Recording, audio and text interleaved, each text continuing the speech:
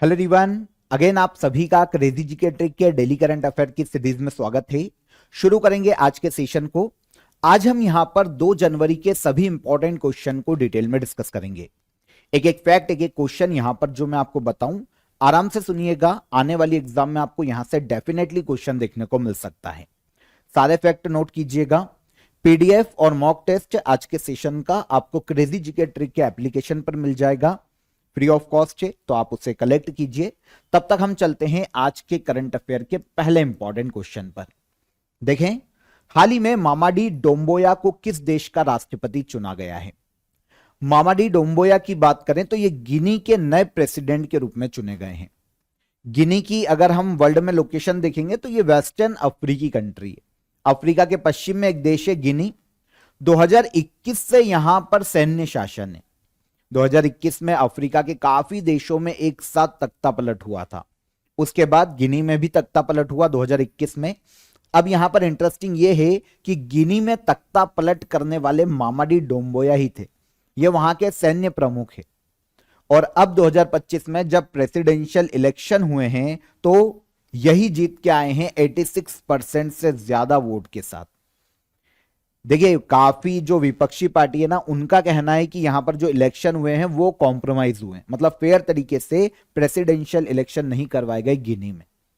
तो काफी इल्जाम भी इन पर लगे हैं। इवन काफी विपक्षी पार्टियों पर तो इन्होंने बैन लगा दिया था कि ये चुनाव नहीं लड़ सकते। तो उसके बाद जब इलेक्शन हुए तो मामाडी डोम्बोया ही जीत कर आए हैं। ओके, इनका इंटरनल मैटर है ये। हम जो देख पा रहे हैं वो ये है कि गिनी के नए प्रेसिडेंशियल इलेक्शन में जीत किसकी हुई है, तो ये है मामाडी डोम्बोया। 86% से ज्यादा इनको वोट मिले। 2021 में प्रेसिडेंट थे अल्फा कॉन्डे गिनी के। इनका तख्ता पलट मामाडी डोम्बोया ने ही किया था और अब ये 2025 में प्रेसिडेंट बन के आ रहे हैं। यहां से लोगों का मानना है कि ये सिविलियन रूल की एक बार फिर से वापसी हुई है गिनी में, क्योंकि जनता के द्वारा अब चुनी गई सरकार गिनी में शासन चलाएगी। गिनी वेस्टर्न अफ्रीकी कंट्री है, जैसा कि मैंने आपको बताया था। देखिए, इसकी अगर हम लोकेशन देख रहे हैं तो वेस्टर्न अफ्रीका, और इसकी नेबर कंट्रीज की बात करें तो बहुत छोटी छोटी नेबर कंट्रीज देखने को मिल जाएगी। फॉर एग्जांपल गिनी बिसू इसकी नेबर कंट्री है उत्तर में। फिर सेनेगल इससे अपनी बाउंड्री शेयर करती है। माली देश इससे अपनी बाउंड्री शेयर करता है। कोटे डी आइवर एक देश है पश्चिम अफ्रीका का, ये इससे बाउंड्री शेयर करता है। दक्षिण में आते हैं तो लाइबेरिया बाउंड्री बनाता है और सियरा लियोन नाम का देश भी गिनी से अपनी बाउंड्री शेयर करता है। तो ये गिनी के पड़ोसी देश है। गिनी की कैपिटल है कोनाक्री और यहां पर पीएम है बाहाओरी। वैसे प्रेसिडेंट के पास सबसे ज्यादा पावर है और सैन्य प्रमुख भी हैं वो, तो अब उनके पास सबसे ज्यादा पावर रहेगा। गिनी की विशेषता यह है कि दुनिया का सबसे बड़ा बॉक्साइट का जो भंडार है, रिजर्व, वो गिनी में देखने को मिलता है। इसीलिए 2025 में गिनी में एक प्रोजेक्ट लॉन्च हुआ था। चाइनीज कंपनीज और वर्ल्ड की 2-3 कंपनी है, इन्होंने मिलकर यहां पर एक प्रोजेक्ट चलाया है, सिमांडू आयरन ओरे प्रोजेक्ट। सिमांडू लौह अयस्क परियोजना ये गिनी में चलाई जा रही है, 2025 में शुरू की गई है। दुनिया की सबसे बड़ी लौह अयस्क परियोजनाओं में से एक है, क्योंकि गिनी में इस जगह पर जहां पर यह परियोजना चलाई जा रही है 2.8 अरब टन से ज्यादा लौह अयस्क का भंडार है। तो याद रखिएगा, यह भी एक इंटरेस्टिंग फैक्ट है जो कि यहां पर मैंने आपको बताया है ना। सिमांडू आयरन ओरे प्रोजेक्ट ये काफी विवादों में भी था और अब यहां पर यह शुरू हो चुका है। Second question, women's T20 international cricket में सबसे ज्यादा विकेट लेने वाली गेंदबाज कौन बनी है? विमेंस T20 इंटरनेशनल क्रिकेट में सबसे ज्यादा विकेट लेने वाली गेंदबाज बनी है इंडिया की दीप्ति शर्मा। आंसर ए हो जाएगा। पूरे वर्ल्ड में सबसे ज्यादा विकेट विमेंस T20 इंटरनेशनल में दीप्ति शर्मा के नाम है। पहले ये दीप्ति शर्मा है। अभी जो वनडे वर्ल्ड कप हुआ था 2025 में, इंडिया और श्रीलंका में आयोजित किया गया था संयुक्त रूप से। विमेंस वनडे वर्ल्ड कप 2025 में ये जो मैन ऑफ द सीरीज जिसे कहा जाता है या फिर मैन ऑफ द टूर्नामेंट जिसे कहा जाता है, प्लेयर ऑफ द टूर्नामेंट, ये रही है Deepti Sharma. ICC women's cricket world cup 2025 में प्लेयर ऑफ द टूर्नामेंट रही, क्योंकि इन्होंने, हमने जीती थी ये trophy ICC women's one day world cup. इस बार इंडिया ने जीता फाइनल में दक्षिण अफ्रीका को हराकर। तो यहां पर player of the tournament Deepti Sharma थी, जिन्होंने टोटल 22 विकेट लिए थे। सबसे ज्यादा सीरीज में। और अब विमेंस T20 इंटरनेशनल खेलों में सबसे ज्यादा विकेट लेने वाली इंडियन प्लेयर ये बनी है। अभी श्रीलंका के खिलाफ एक T20 सीरीज चल रही है, इसके 5वें मैच में दीप्ति शर्मा ने ये रिकॉर्ड बनाया है और 152 विकेट अब दीप्ति शर्मा के नाम पर है, वर्ल्ड में सबसे ज्यादा। पहले T20 इंटरनेशनल में ये जो रिकॉर्ड था ऑस्ट्रेलिया की मेगन शेट के नाम था, जिन्होंने 151 विकेट लिए थे, और अब इनके रिकॉर्ड को ब्रेक किया है दीप्ति शर्मा ने। ठीक है, तो 2 उपलब्धियां हैं इसी साल इनकी, तो इसे आप याद रखिएगा। आगे चलते हैं। भारत ऑस्ट्रेलिया के मध्य में भारत ऑस्ट्रेलिया आर्थिक सहयोग और व्यापार समझौते के तहत पूरी तरह शुल्क मुक्त व्यापार कब से लागू हुआ है? इंडिया और ऑस्ट्रेलिया के बीच में एक एग्रीमेंट है, काफी पुराना है, 2022 में यह एग्रीमेंट साइन हुआ था। दोनों देशों ने यह एग्रीमेंट किया था ताकि दोनों देशों के बीच में जो व्यापार है ना, उसको दोगुना किया जा सके आने वाले 5 सालों में। यह एग्रीमेंट हुआ था 2022 में, मतलब ये एक डेडलाइन रखी गई कि 2027 तक हम अपने बीच के जो द्विपक्षीय व्यापार है उसको डबल कर पाए। इसका नाम है India Australia economic cooperation and trade agreement, 2022 में साइन हुआ था। अभी इसके 3 साल पूरे हो गए, 2025 में एंड में 3 साल पूरे हो गए। अब 1 जनवरी 2026 से इसी एग्रीमेंट के तहत भारत और ऑस्ट्रेलिया के बीच में पूरी तरह से शुल्क मुक्त व्यापार लागू किया गया है।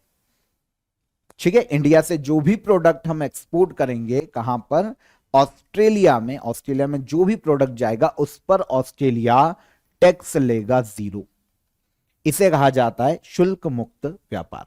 तो 1 जनवरी 2026 से यह लागू हो चुका है। आपको पता है पिछले 10 सालों में, एक डिकेड में, किसी विकसित देश के साथ इस तरीके का यह हमारा पहला समझौता है कि हमारा कोई भी प्रोडक्ट उस देश में जाएगा और उस पर वहां पर टैक्स 0 रहेगा, टैक्स नहीं देना पड़ेगा हमारी कंपनीज को। आया समझ? तो 1 जनवरी 2026 से ऑस्ट्रेलिया में भारत के सभी सामानों को 100% ड्यूटी फ्री एक्सेस अब मिलेगा। समझ में आ गया 100% ड्यूटी फ्री एक्सेस क्या होता है? पहले क्या होता था, कई सामानों पर टैक्स लगता था, किसी पर ज्यादा किसी पर कम, लेकिन 1 जनवरी 2026 से यह टैक्स जो कि ऑस्ट्रेलिया में हमारा सामान जाएगा उस पर पूरी तरीके से 0% होगा। और यह जो सुविधा हमको मिली है इंडिया ऑस्ट्रेलिया ECTA एग्रीमेंट के तहत मिली है, मतलब economic corporation and trade agreement इसका पूरा नाम है। एग्रीमेंट 2022 में हुआ था, मैंने आपको बता ही दिया। देखिए, ट्रेड डील है ये एक तरीके की, ताकि दोनों देशों में ट्रेड को बढ़ावा दिया जा सके। ऑब्वियस सी बात है कि ट्रेड बढ़ेगा तो किसी भी देश में रोजगार भी बढ़ेंगे, कंपनीज आएगी, कंपनीज और ज्यादा प्रोडक्ट को प्रोड्यूस कर पाएगी और काफी सारे फायदे। तो इकोनॉमी भी बूस्ट होती है, तो काफी सारे फायदे। तो एक दूसरे को कुछ ना कुछ डिस्काउंट मिलता है, कुछ फैसिलिटीज मिलती है, टैक्स में छूट मिलती है अगर इस तरीके का कोई एग्रीमेंट होता है। तो ये एक तरीके का ट्रेड डील है, इकोनॉमिक कॉर्पोरेशन को बढ़ावा देने के लिए इसे किया जाता है, इसे कहा ही जाता है इकोनॉमिक कॉर्पोरेशन। तो जब 2022 में हमने ये ट्रीटी साइन की थी ऑस्ट्रेलिया के साथ, तो हमारा लक्ष्य क्या था कि आगे आने वाले 5 सालों में हम बायलैटरल ट्रेड को, द्विपक्षीय व्यापार को डबल कर पाए इंडिया और ऑस्ट्रेलिया के बीच में। तो ये जैसा कि मैंने आपको बताया 10 सालों में किसी भी विकसित देश के साथ हमारी ऐसी पहली ट्रीटी एग्रीमेंट है। आगे चलें। ठीक है, बेनिफिट क्या होगा तो मैं आपको बता ही चुका हूं भाई कि एक तो इंडिया के लिए ऑस्ट्रेलिया का मार्केट और ज्यादा उभर के आएगा। इंडिया से जो प्रोडक्ट ऑस्ट्रेलिया में जाएंगे सस्ते होंगे क्योंकि भाई टैक्स नहीं देना पड़ेगा, तो वहां पर फेयर कंपटीशन को भी बढ़ावा मिल पाएगा। आईटी प्रोफेशनल्स को वहां पर अच्छा काम मिल पाएगा। भारत के जो टेक्सटाइल इंडस्ट्रीज से जो कपड़ा जाता है, जो ज्वेलरी जाती है, उनको ऑस्ट्रेलिया में एक पूरा मार्केट मिल पाएगा क्योंकि टैक्स खत्म हो चुका है। तो इंडिया को काफी फायदे हैं इसके। अभी जो फाइनेंशियल ईयर 2025 चल रहा है ना, इसमें भारत और ऑस्ट्रेलिया का बायलैटरल ट्रेड, द्विपक्षीय अगर व्यापार देखें तो ये 24.1 बिलियन अमेरिकी डॉलर का है। अब ये नई ट्रेड डील से ये और बढ़ेगा। ऑस्ट्रेलिया की कैपिटल है कैनबरा, एंथोनी एल्बनीज यहां के पीएम के पद पर हैं। अगर हम दोनों देशों के व्यापार ट्रेड को अगर हम देखें कि भाई कितना किसको फायदा होता है, तो इंडिया की ओर से देखें तो ऑस्ट्रेलिया का 8th सबसे बड़ा ट्रेड पार्टनर है इंडिया। अगर ऑस्ट्रेलिया के पॉइंट ऑफ व्यू से देखें तो इंडिया ऑस्ट्रेलिया का 8th सबसे बड़ा ट्रेड पार्टनर है। वहीं पर अगर हम ऑस्ट्रेलिया को देखते हैं तो इंडिया का 14वां सबसे बड़ा ट्रेड पार्टनर है ऑस्ट्रेलिया, है ना। इसे याद रखिएगा, पूछा जा सकता है। ये 2025 का डेटा है, तो अभी के हिसाब से यहां पर मैंने आपको ये बता दिया है, ठीक है। तो आप सभी के लिए न्यू ईयर सेल है अभी कंटिन्यू, क्रेजी जीके ट्रिक और रूट एप्लीकेशन पर सारे कोर्सेस वैसे अभी आपको अप टू 70% तक ऑफ में मिल जाएंगे। तो आप एक बार चेकआउट कीजिएगा एप्लीकेशन को, मैं आपको लगातार बोल रहा हूं, तो एप्लीकेशन को चेकआउट कीजिए, क्योंकि अब हो सकता है आपको सभी कोर्सेस में हाइक देखने को मिले, सभी कोर्सेस के प्राइस आपको ऊपर जाते हुए दिखाई दें। यहां पर मैं आपको स्पेशली ये सजेशन दूंगा कि आप करंट अफेयर 2026 का वन स्टॉप सॉल्यूशन अगर आप लेना चाहते हैं तो आज आपके लिए लास्ट डे है, आप इसको अवेल कर सकते हैं 69 रुपीज में। अदरवाइज कल इसका जो प्राइस है वो बढ़ने वाला है, अब आपको इसके बाद ये 99 रुपीज का मिलने वाला है, ठीक है। तो आज लास्ट डे है, 24 आ रहे हैं आपके लिए, तो आप इसे अभी अवेल कर सकते हैं करंट अफेयर 2026 के वन स्टॉप सॉल्यूशन को। आपको करंट अफेयर की सारी e book, PDF, test, quiz सारी चीजें यहीं पर देखने को मिल जाएगी। तो डिस्क्रिप्शन में मैं आपको इसका लिंक दे दूंगा, वहां पर क्लिक कीजिए, डायरेक्ट अवेल कीजिए, क्योंकि कल के बाद आपको इसके लिए ज्यादा पे करना पड़ सकता है। चलिए हम आगे चलते हैं अगले क्वेश्चन पर। रूस ने किस देश में परमाणु क्षमता से लेस ऑरेस्निक मिसाइल प्रणाली को तैनात किया है? पहली चीज तो यहां पर एक क्वेश्चन तो यह मिलता है कि ऑरेस्निक मिसाइल प्रणाली किस देश की है, मिसाइल सिस्टम किस देश का है? तो यह रशिया का है। अभी क्या हुआ है कि रशिया और यूक्रेन के बीच में लगातार युद्ध चल रहा है, 2022 से चल रहा है। यूक्रेन ने क्या किया है कि एक ड्रोन अटैक कर दिया है वहां का जो राष्ट्रपति निवास है, कहां का? रशिया का, मतलब व्लादिमीर पुतिन जहां रहते हैं उसके ऊपर ड्रोन अटैक कर दिया है, उस राष्ट्रपति भवन के ऊपर। तो यहां से यह प्रॉब्लम आ गई है कि अब रशिया ने अपनी परमाणु कैपेबल या न्यूक्लियर कैपेबल एक मिसाइल सिस्टम को अपॉइंट किया है, तैनात किया है बेलारूस में, और इस मिसाइल सिस्टम का नाम है ऑरेस्निक मिसाइल सिस्टम। रशिया का न्यूक्लियर कैपेबल मिसाइल सिस्टम है।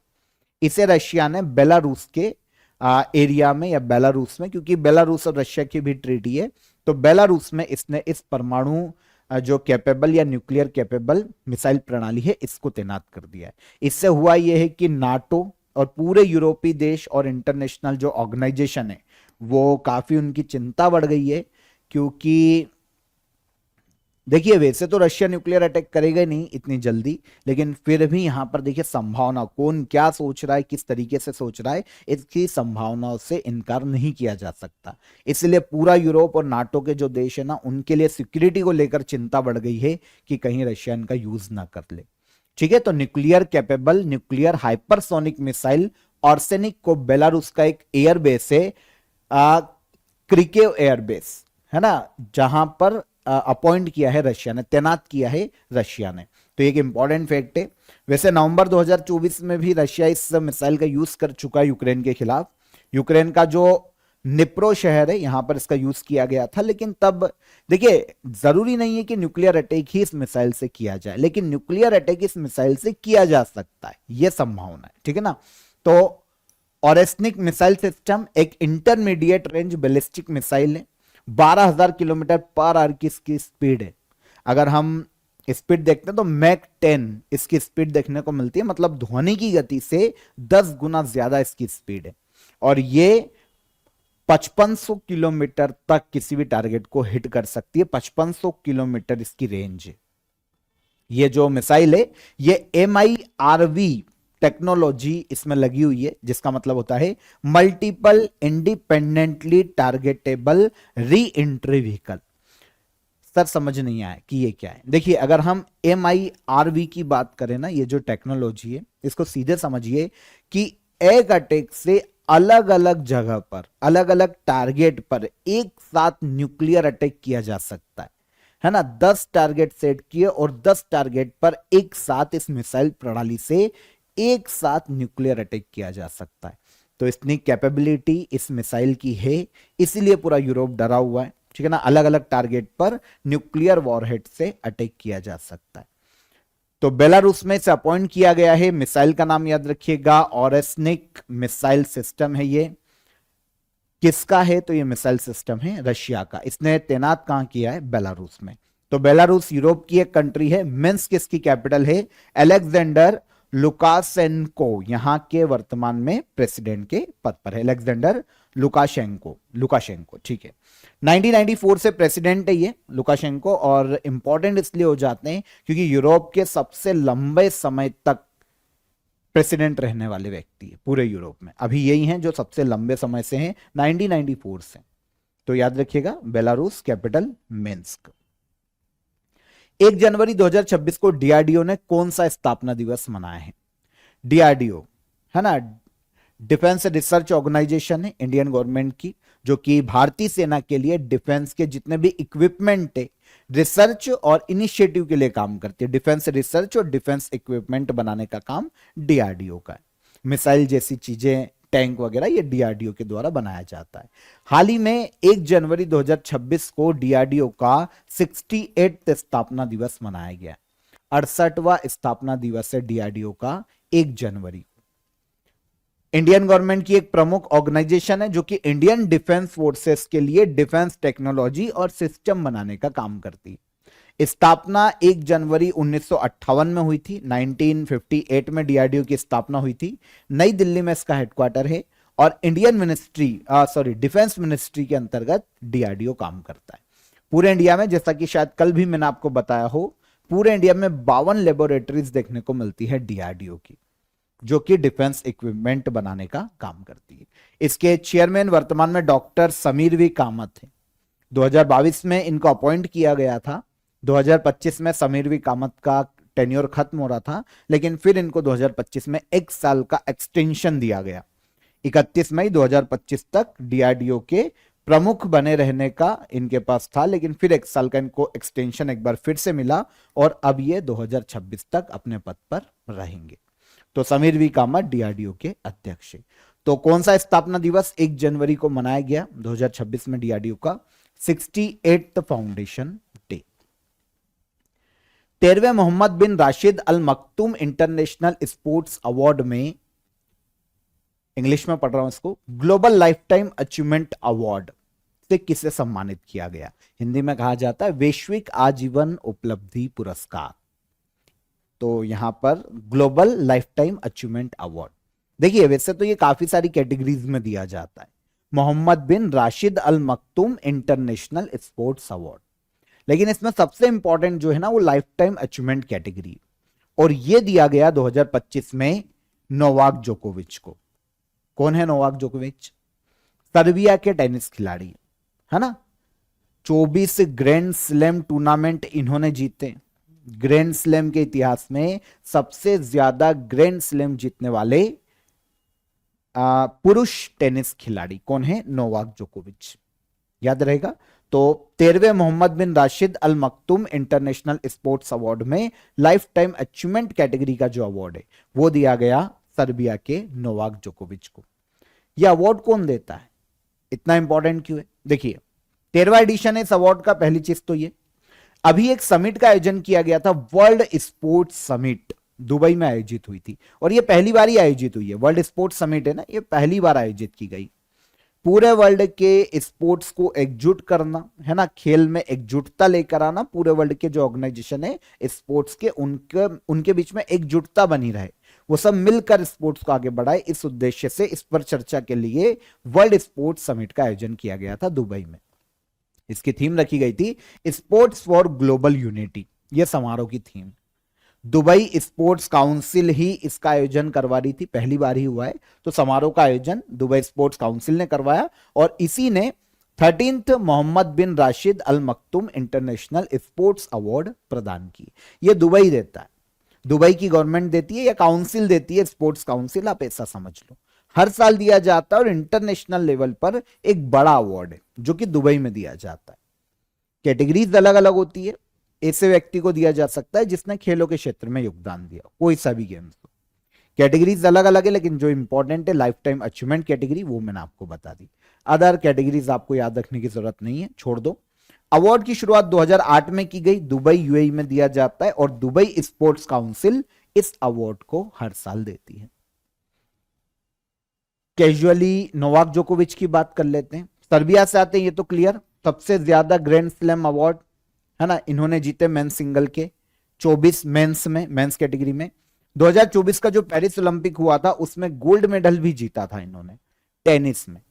अब अगर कोई व्यक्ति जिसने चारों ग्रैंड स्लैम मेन सिंगल जीता हो, Australian open, French open, Wimbledon open और अमेरिकी ओपन, अगर चारों में किसी ने मेन सिंगल जीता हो और किसी ओलंपिक में उसने टेनिस का गोल्ड भी जीता हो, तो ऐसे व्यक्ति को करियर गोल्डन स्लैम घोषित किया जाता है या फिर यह खिताब दिया जाता है। तो नोवाक जोकोविच 5वें खिलाड़ी हैं वर्ल्ड के जिनको पेरिस ओलंपिक में गोल्ड जीतने के बाद करियर गोल्डन स्लैम दिया गया। समझ में आया ना, चारों ग्रैंड स्लैम में सिंगल का खिताब जीता हो, मेंस या विमेंस का, और फिर एक ओलंपिक में उन्होंने टेनिस का भी गोल्ड जीता, तो वो करियर गोल्डन स्लैम उनको घोषित किया जाता है। तो नोवाक जोकोविच सारे जो ग्रैंड स्लैम है उसमें मेन सिंगल भी जीत चुके और फिर पेरिस ओलंपिक में इन्होंने गोल्ड भी जीता था। आगे आइए, दक्षिणी ध्रुव तक स्कीइंग करके पहुंचने वाली पहली भारतीय महिला कौन बनी है? अच्छा, दक्षिणी ध्रुव पर स्कीइंग करके पहुंचने वाली पहली भारतीय महिला बनी है काम्या कार्तिकेयन। एक क्लाइंबर है। काम्या कार्तिकेयन की बात करें तो पर्वतारोही है ना। दक्षिणी ध्रुव पर स्कीइंग मतलब जो आपको पता है ना, स्कीइंग करते हैं ना बर्फ पर, है ना, वो जूते होते हैं स्कीइंग के, तो बर्फ पर स्कीइंग करके साउथ पोल दक्षिणी ध्रुव पर पहुंचने वाली यह पहली महिला है वर्ल्ड की, तो पहली भारतीय महिला है। तो यहां पर इंपॉर्टेंट हो जाता है काम्या कार्तिकेयन, इनको आप याद रखिएगा। अब यहां पर इनकी एक उपलब्धि और इंडिया को, अगर इंडिया की तरफ से देखें, पूरे वर्ल्ड में सबसे कम उम्र में, है ना, सबसे कम उम्र में वर्ल्ड की 7 ऊंची चोटियों को फतह करने वाली ये महिला है। तो भारत की है काम्या कार्तिकेयन, ठीक है, वर्ल्ड की यंगेस्ट फीमेल बनी थी ये 2024 के एंड में, जिन्होंने 7 महाद्वीप की सबसे ऊंची चोटी को फतह किया था। और अब दक्षिणी ध्रुव पर स्कीइंग की मदद से या स्कीइंग करते हुए साउथ पोल पर पहुंचने वाली पहली भारतीय महिला बनी है। मुंबई की रहने वाली है, इनकी एज है केवल 17 साल। ठीक है, तो काम्या कार्तिकेयन दिसंबर में साउथ पोल पर स्कीइंग करके इन्होंने इतिहास रचा है।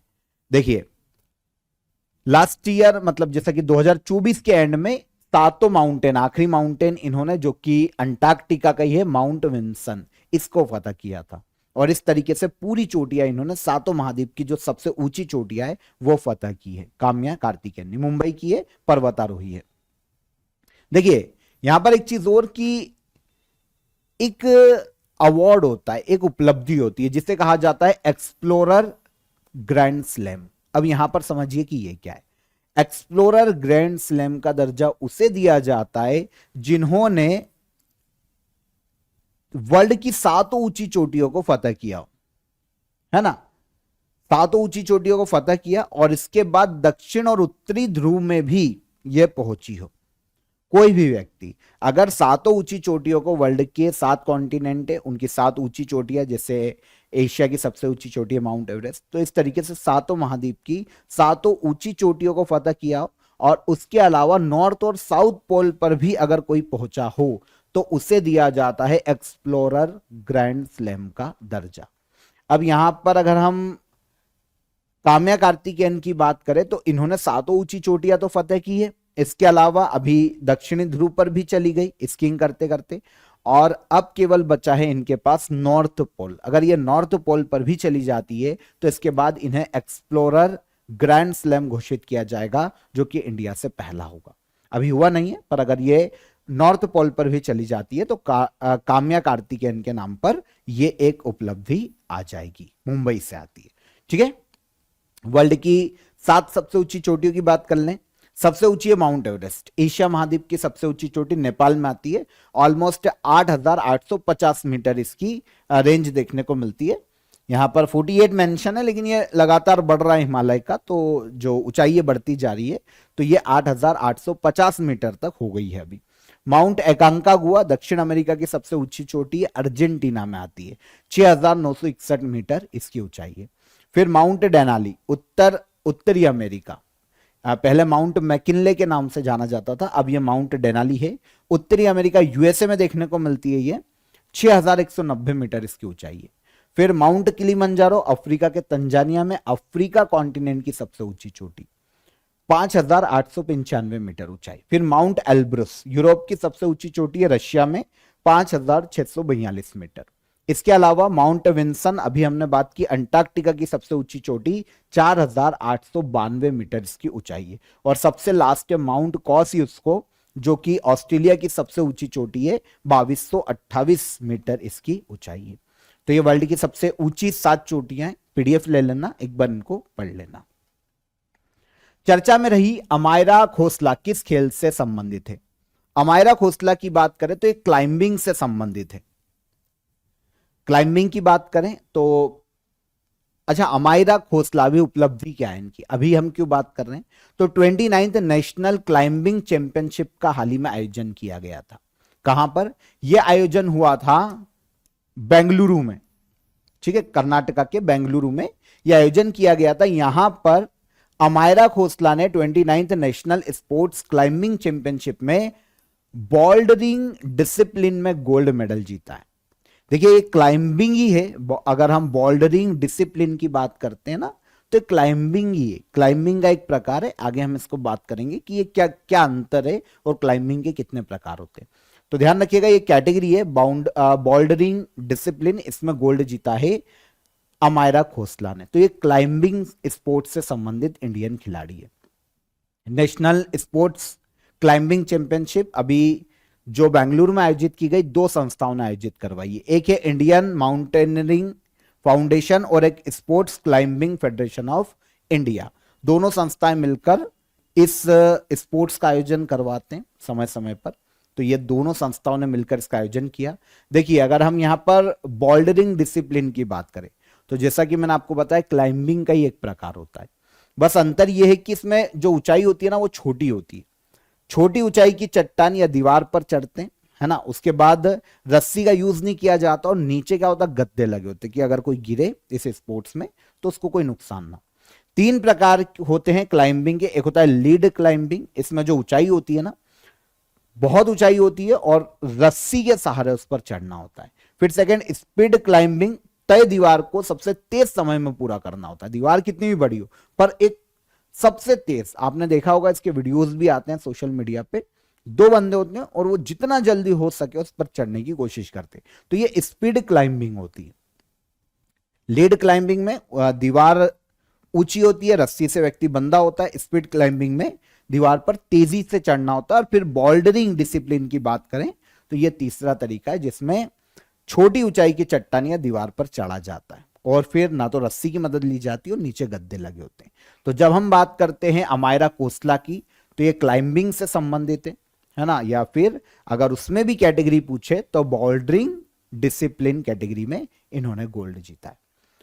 National sports climbing championship Bharat की सबसे बड़ी नेशनल लेवल स्पोर्ट्स क्लाइंबिंग है।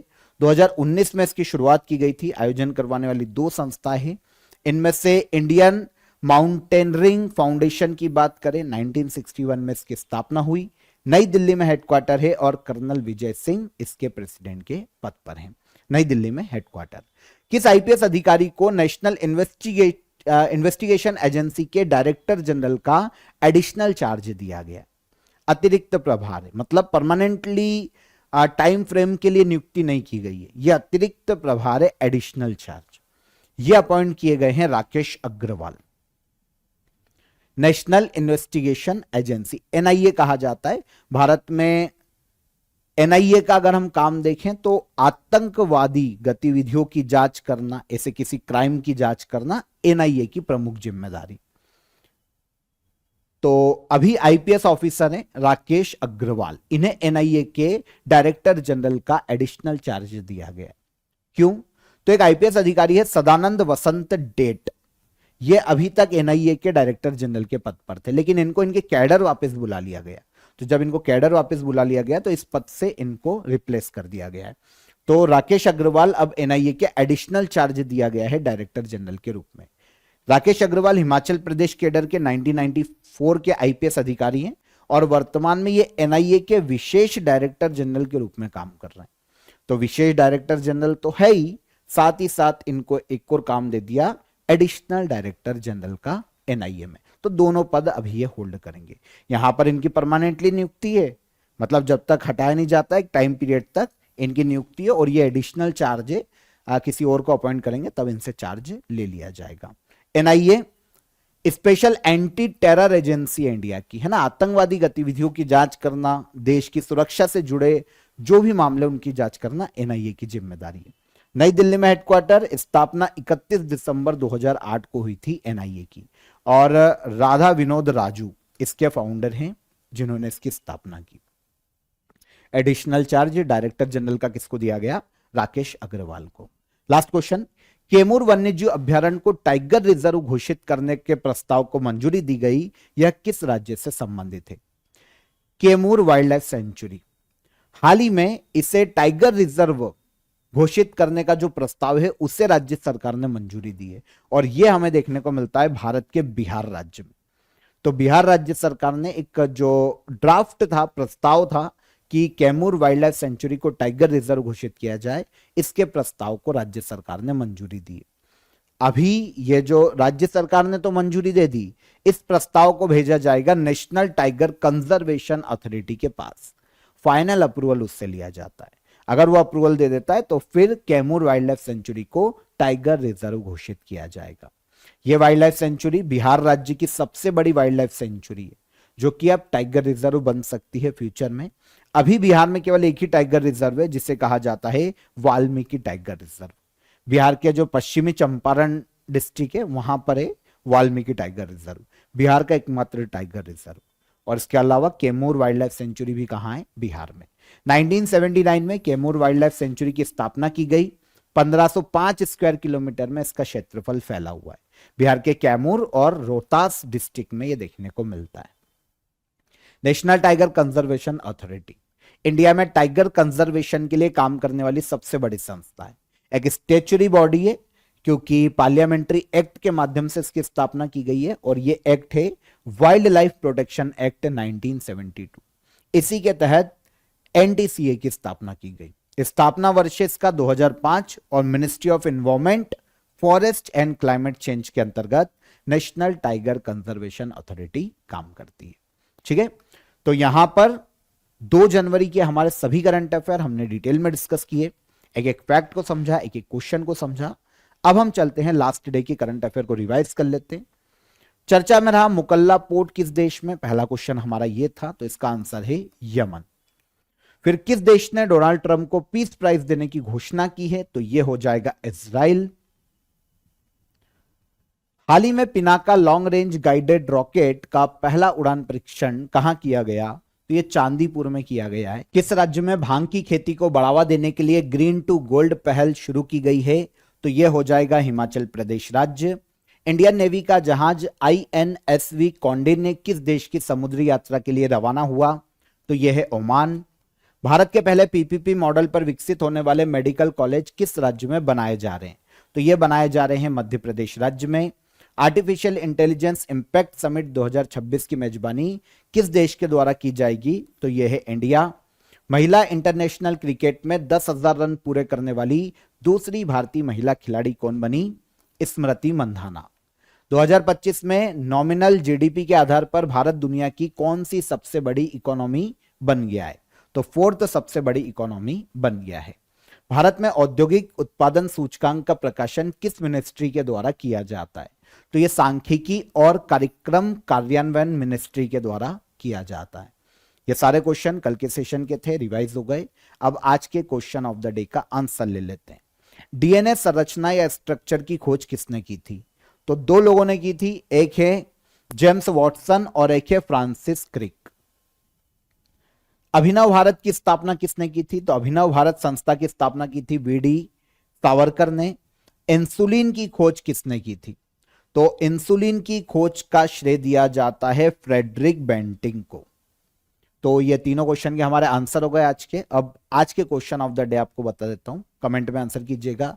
LIC के जो सबसे करंट MD बने वो कौन बने? जैसे 4 एमडी होते हैं, तो जो सबसे करंट बने उनके बारे में बताना कि कौन बने, हमने पढ़ा था इसके बारे में। भारत में जीआई टैग कब शुरू किया गया था, कब इसकी शुरुआत की गई थी, और भारत में नेशनल पॉल्यूशन कंट्रोल डे हर साल कब मनाया जाता है। तीनों क्वेश्चन को आराम से नोट कीजिए, कमेंट में आंसर कीजिएगा। सेशन पसंद आया हो तो लाइक और शेयर करके जाइए, और चैनल पर पहली बार आए हो तो चैनल को सब्सक्राइब कर लो। कल फिर मुलाकात करेंगे नेक्स्ट डे के करंट अफेयर में, तब तक ख्याल रखिए अपना। जय हिंद, जय भारत।